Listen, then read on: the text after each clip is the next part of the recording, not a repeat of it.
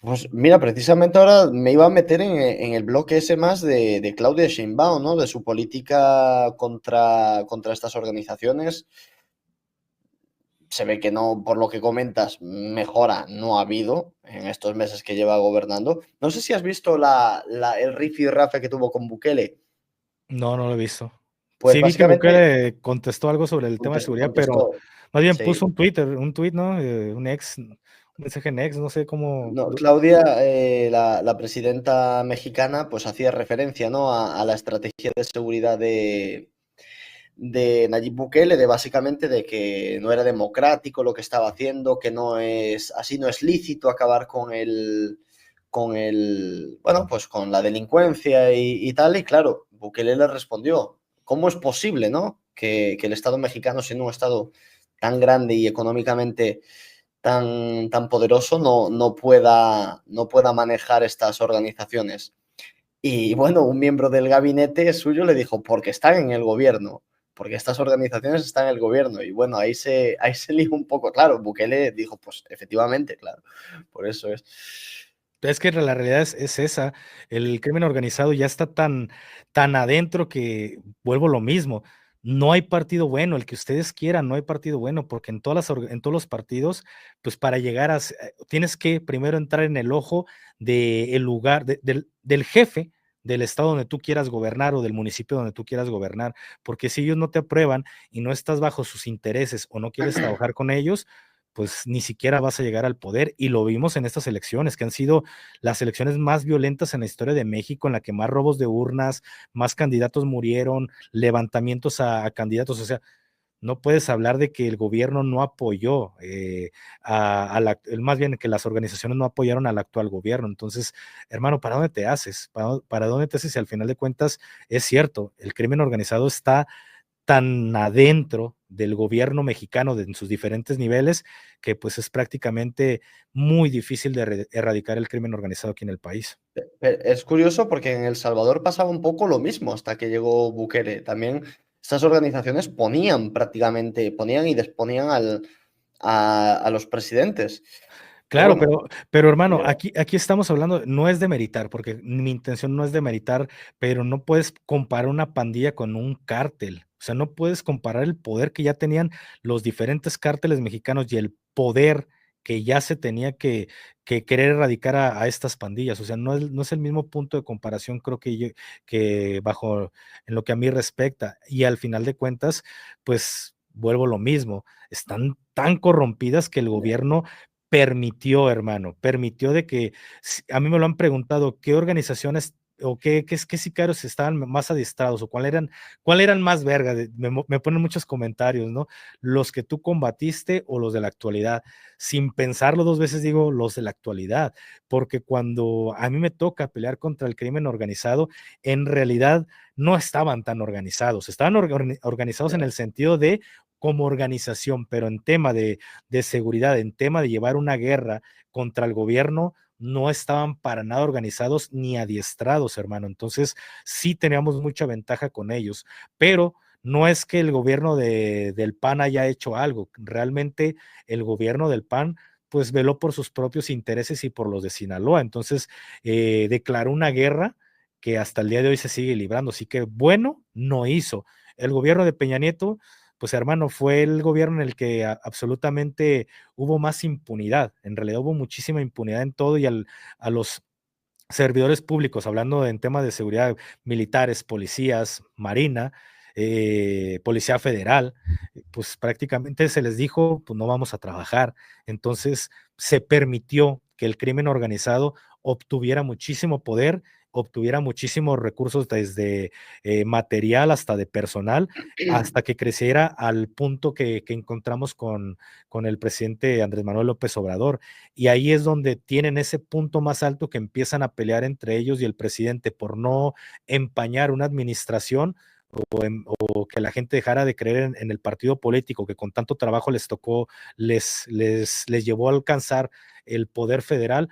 Hermano, pues en realidad el entonces presidente pues no quiso actuar y entró en esta política de abrazos no balazos, pero con esta política crecieron todavía más estas organizaciones y tristemente a la actual presidenta le toca agarrar un país bastante herido, bastante desgastado, cansado, o sea, ya estamos hartos y eso es lo que le toca agarrar a la presidenta. Creo que te podría decir, y lo puedes escuchar de mí, que no soy, que ya estás viendo que le tiro a todos los partidos, pero creo que al menos la presidenta trata de hacer algo, pero se le vino todo el desmadre, creo que sus planes como ella lo tenía, se le vinieron a la ¿Cuál, mierda en el momento que cuál Trump es, agarró el poder.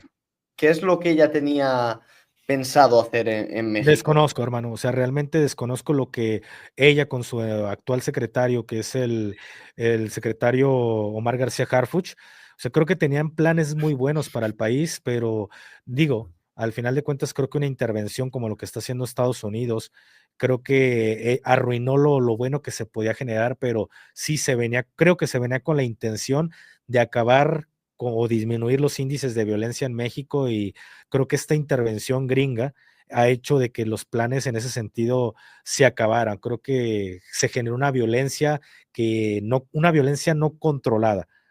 Como ellos creo que lo iban a ir haciendo gradualmente, ya no Ujú. se permitió que lo hicieran gradualmente porque Pero, empezó pero todo de con mano golpe. dura o siguiendo esta doctrina de abrazos no balazos. No, con mano dura, Ah, porque al con final mano de dura. cuentas, el haber visto al ahorita entonces secretario de Seguridad, Omar García Harfuch, carnal, es una persona que conoce del tema de seguridad, que fue policía federal, que fue de la Unidad de Operaciones Especiales, o sea, es una persona que ha estado metida siempre en el tema de seguridad y pues quién mejor que lleve pues una guerra en contra de cárteles que una persona que en verdad conoce del tema, pero pues no, o sea, realmente creo que esta intervención gringa vino a sacar los planes como los tenían quizá inicialmente, pero creo que sí se iba a actuar en contra de las organizaciones y no como se hizo una administración pasada o el presidente Obrador.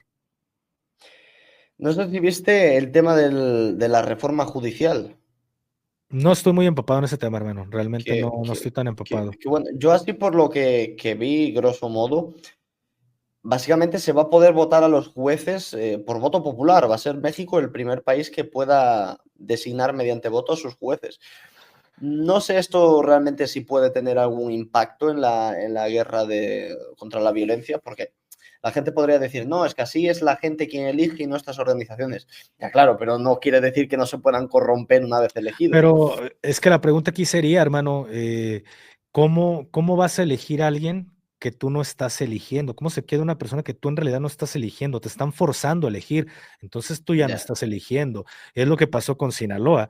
Mucho se habló, mucho se escuchó que durante esta llegada del presidente, bueno, del partido de Morena, pues la organización de Sinaloa apoyó muchísimo al partido de Morena para que quedara un gobernador en específico.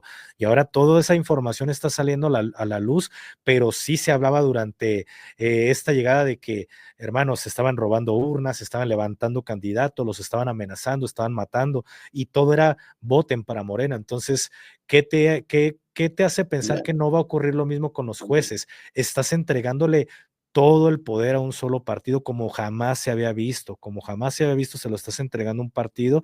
Entonces yo no lo veo a nada bien. Creo que hay cosas que no se hicieron para mezclarse y todo el poder no se le puede entregar a una sola persona y eso tú lo sabes. Hay que dividir el poder para que no quede en Ujú. manos de un dictador. Ese es el principio básico de la democracia, ¿no? Al final son tres poderes, ejecutivo, judicial y legislativo, y cada uno tiene sus funciones. Entonces, Pero, el día de mañana va a haber amenazas para que el juez sea de un partido en específico, pues estás acabando con la democracia, hermano, porque en realidad ya vamos a empezar a entrar a una dictadura y todo pinta que va para allá. La realidad es de que todo pinta que va para allá. sí, Incluso, aquí en España igual, ¿eh? Igual, o sea, si tú ves lo que está haciendo el presidente con los medios de comunicación, con el poder judicial, o sea, al final te das cuenta de que si no estamos ya en una dictadura, poco le falta. claro, y la realidad es de que aquí, pues ya poco le falta para que lleguemos a ese punto. Entonces creo que viene mucho de la mano todo lo que hemos platicado con lo que está pasando en el rancho aquí en Jalisco. Creo que aquí hay dos partidos involucrados, porque el que aseguró tuvo que haber metido presión y si no lo hizo, pues fue una vez más para calmar esas aguas de ya no le escarben, ya no le muevan, están encontrando mucho. Entonces, por ahí mi hermano, tiene una anécdota que un lugar que había asegurado el gobierno federal y como siempre, no se pasan información de nada y nada más se pidió el apoyo para que policías fueran a dar seguridad al rancho y cuando llegan los elementos dicen, oye, pues es que no sabemos qué hay, pero esa agua se ve como grasosa, carnal, o sea, dan parte y dicen, pues es que ni siquiera nos están diciendo que ni siquiera nos están compartiendo la información de qué hay, me piden que mande un elemento, o sea, es mandar un elemento ahí sin saber qué está cuidando es mandarlo a la muerte, pero el gobierno federal sabía que ahí había una fosa, meses después, porque ya lo habían asegurado, el gobierno federal lo había asegurado, meses después, revienta el pedo y empiezan a sacar bolsas y bolsas y bolsas. Y te lo digo por buenas fuentes, que llegó un putazazo del gobierno federal que dijo, ya no sigan escarbando porque están encontrando mucho. Entonces, si de arriba viene la orden de no le escarbes, pues el gobierno del estado de Jalisco va a decir, a huevo, pues ya no le escarbo, no se mancha tu imagen y tampoco se mancha la mía.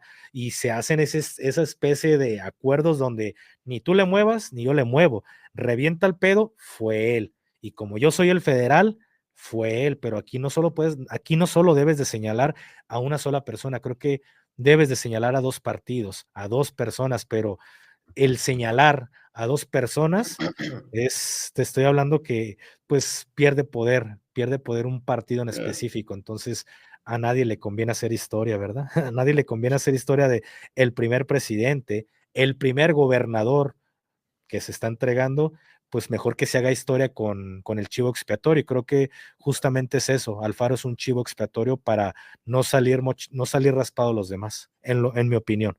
Ya.